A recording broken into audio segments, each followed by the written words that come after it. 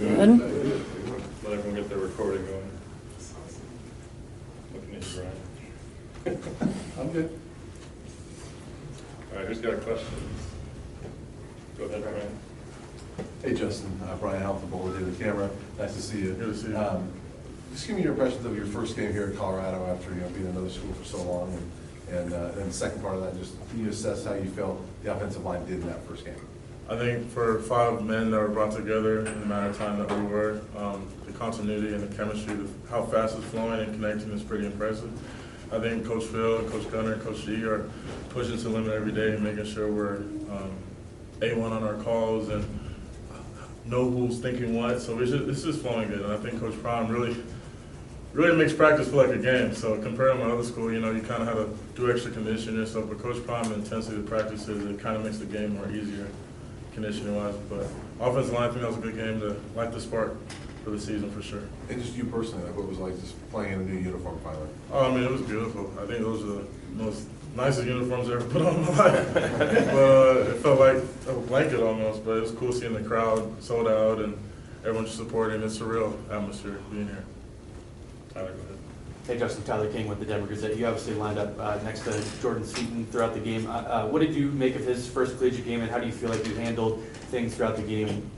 That's my little brother. I think he's learning fast. He's very mature for his age. I feel like it's fun playing next to him. It's really exciting, so it's cool. I think the combinations we have are so unique, and I think that helps us play effectively as a unit, for sure. Marlon, go ahead. Hi, Justin. Ryan Scholes from Ralphie Report. Last season against Nebraska, Coach Prime's message to the team was, it's personal. It's personal. Is that carrying over to this year? Are you feeling that same way heading into a big rivalry game on the road? Yes, sir. I feel like every week is personal, especially this one. It's a bigger game because it's rivalry week, but you want to attack every game like it's rivalry week.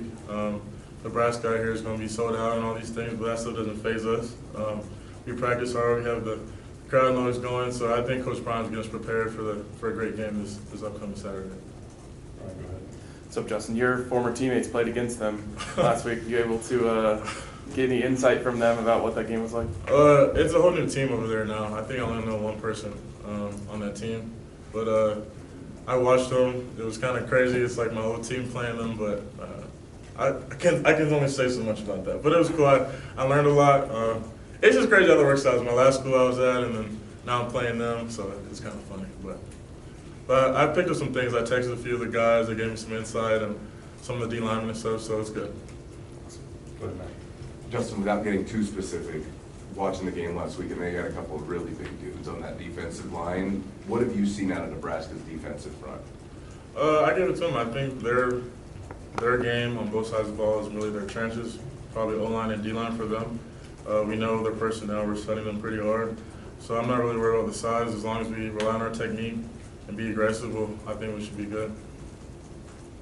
Justin, last week you guys were able to pass the ball a lot, and that passing game was super efficient. Do you see anything changing this week, and do you guys plan on running the football and really using that offensive line? Oh, yes, sir. I feel like we can do both. We can pass and run.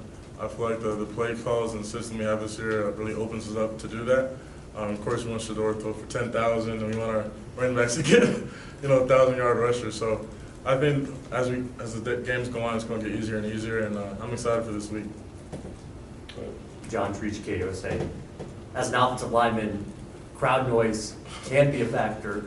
They're calling it maybe the most rabid crowd in a couple decades at Memorial Stadium on Saturday. How do you prepare for that? I think this is what everyone wants to play college football for, to play in the biggest games, the biggest stages, the most fans, the most people watching on TV. I think it's just the platform that we all want to be on. I think the fans you can use it to your advantage. You know what I mean? You can silence the crowd when you're running down their throats and scoring. That's what we want to do. But the fans, we're not worried about it. I think it just hype us up a little more. I think it'll be good for sure. Hey Justin, Pat Graham, Associated Press. Last couple of years, they've kind of overhauled the offensive line to kind of better protect Shador and jumpstart the offense. I guess, how do you, we talk about cohesion and building that trust with each other. How do you go about that? Maybe are there some ways you do off the field that you guys become a better leader? Oh, yes, sir. I think it's one, they got a great group of guys, including myself.